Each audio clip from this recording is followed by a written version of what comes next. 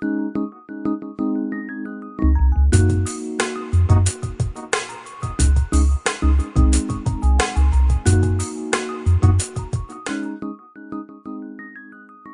une formation de statisticien, de mathématicien appliqué, passé à l'économie, une expérience dans des pays en développement, notamment en Amérique latine très tôt.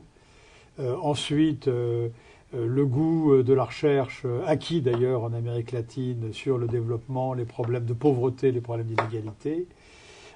Doctorat à l'étranger, en fait, au Canada, et ensuite intégration dans la profession d'économiste universitaire, chercheur en économie, d'abord en Amérique du Nord, ensuite de retour en France, dans lequel je m'intègre au CNRS, et puis de fil en aiguille, je crée un laboratoire qui s'appelle le Delta, et puis je produis des articles, des livres sur les problèmes de développement d'inégalité. On me demande au fur et à mesure de plus en plus de choses, d'être consultant pour des gouvernements, pour des organisations internationales, moins pour les entreprises. Et comme ça, j'acquiers une visibilité internationale qui me fait effectivement aller à la Banque mondiale comme un des spécialistes de développement et de pauvreté à l'époque où c'est vrai, la pauvreté est vraiment l'axe principal d'action de la Banque mondiale. Et puis retour en France après cette expérience de la Banque mondiale. Je me tâte un peu pour savoir si je reste aux États-Unis attiré par les sirènes universitaires américaines ou si je reviens en France.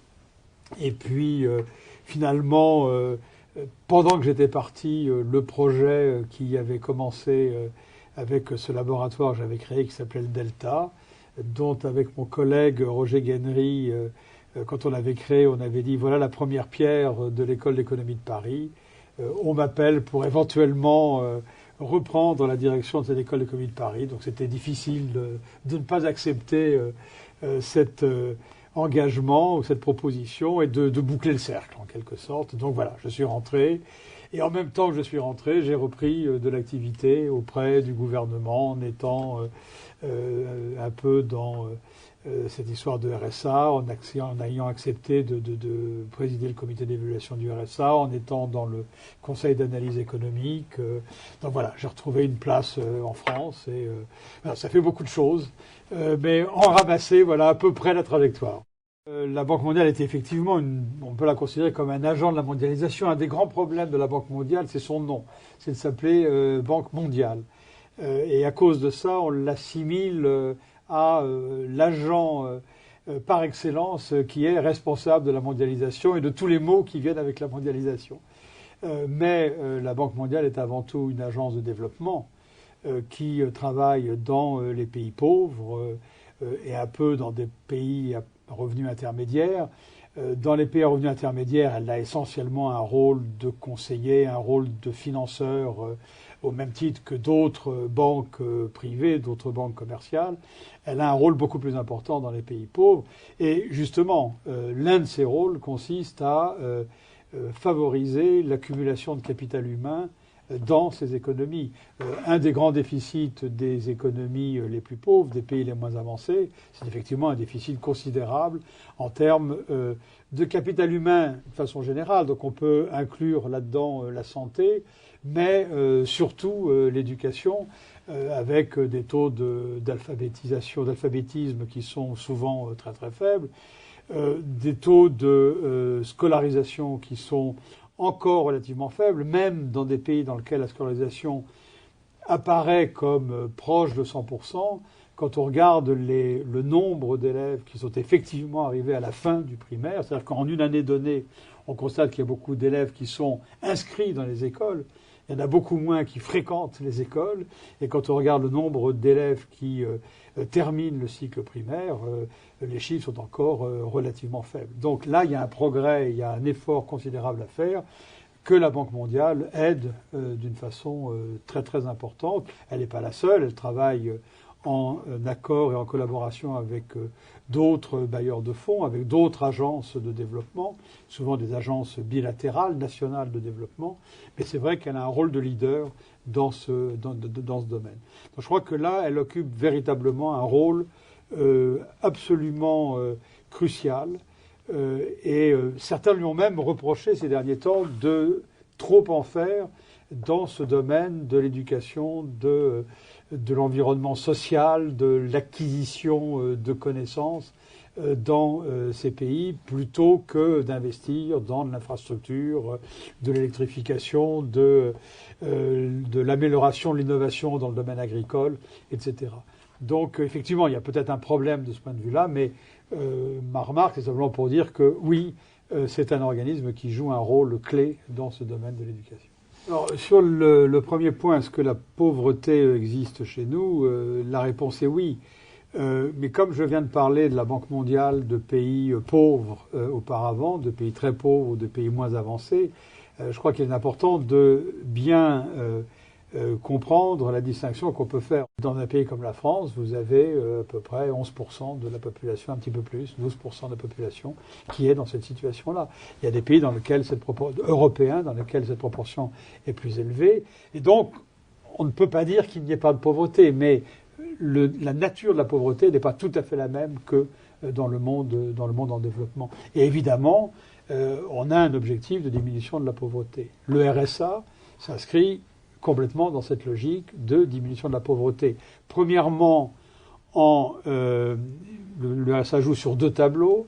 Il concerne d'une part les gens qui sont sans emploi, les ex-RMistes, en leur donnant le maximum d'incitation à reprendre un emploi. Auparavant, il y avait une imperfection dans le système du RMI qui faisait que quand quelqu'un était au RMI, reprenait une activité, pendant un certain temps, cette personne avait le droit de cumuler son revenu d'activité avec le RMI, et puis le cumul diminuait, et puis au bout de 10 mois ou 12 mois, le cumul disparaissait complètement, et si la personne ne touchait pas quelque chose qui soit à peu près l'équivalent du SMIC par revenu d'activité, finalement son revenu restait constant, qu'elle travaille ou qu'elle ne travaille pas. Donc effectivement, c'était peu incitatif à la reprise d'emploi, donc peu incitatif à obtenir des revenus supérieurs aux revenus qu'assurait le RMI.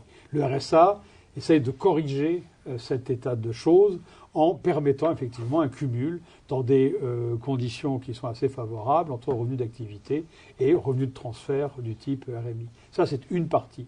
L'autre partie, c'est le RSA qui, de façon explicite, essaye de résoudre le problème des travailleurs pauvres en faisant des transferts de revenus vers des familles dans lesquelles il y a une activité, dans lesquelles le chef de famille, le conjoint, tous les deux travaillent, mais la famille est une famille très nombreuse, ou bien ils travaillent uniquement à temps partiel parce qu'ils n'ont pas trouvé d'emploi à plein temps. Et donc le revenu par tête dans la famille est très très faible. Et là, le RSA va donner un complément de revenu à ces gens-là. Donc là, on est complètement dans une logique de lutte contre ce que l'on appelle les travailleurs pauvres, c'est-à-dire des gens qui sont pauvres, non pas parce qu'ils n'ont strictement aucun emploi et qui sont au revenu de subsistance qu'est le RMI, mais ils sont pauvres parce qu'ils ont un emploi, ils sont donc légèrement au-dessus de ce que pourrait leur donner le RMI, mais tout de même, ils sont encore très très bas dans l'échelle des revenus réels. Et donc le RSA est destiné à lutter contre cette forme de pauvreté. Donc il s'agit d'une mesure qui est importante, qui n'est pas complètement nouvelle. Il existait auparavant un autre dispositif qui s'appelait la prime pour l'emploi, qui avait un peu un rôle similaire, mais on a généralisé ce principe d'accorder des compléments de revenus pour lutter contre la pauvreté, et je crois qu'à terme, il va y avoir une unification ou une synthèse de beaucoup de mesures de politique sociale qui vont se faire autour du RSA. Donc je crois qu'effectivement, c'est un progrès. Est-ce qu'on constate quelque chose dans l'évaluation, là où on en est? On a évalué dans un premier temps et par expérimentation uniquement la première partie du programme que j'ai décrit. On a uniquement évalué l'expérimentation sur le retour à l'emploi des RMistes.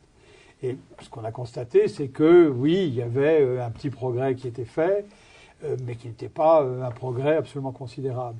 Mais en faisant ça, on n'a absolument pas évalué l'autre partie, qui est vraiment la partie de lutte contre la pauvreté, et qui est fondamentale. Et maintenant, le nouveau comité d'évaluation qui s'est mis en place après l'application de la loi sur le RSA, donc à partir du 1er juin 2009, le comité d'évaluation qui s'est mis en place doit évaluer la totalité du dispositif. Et là, effectivement, on va pouvoir examiner si le RSA a bien l'impact qu'on attendait. Pour fixer les idées, on s'attend à ce que le RSA, j'ai parlé tout à l'heure de 12% de pauvres en France, avec la définition utilisée par l'Union européenne ou la Commission européenne, l'idée de dépasser de 12% à moins de 10% grâce au RSA. Donc c'est un projet qui est loin d'être négligeable.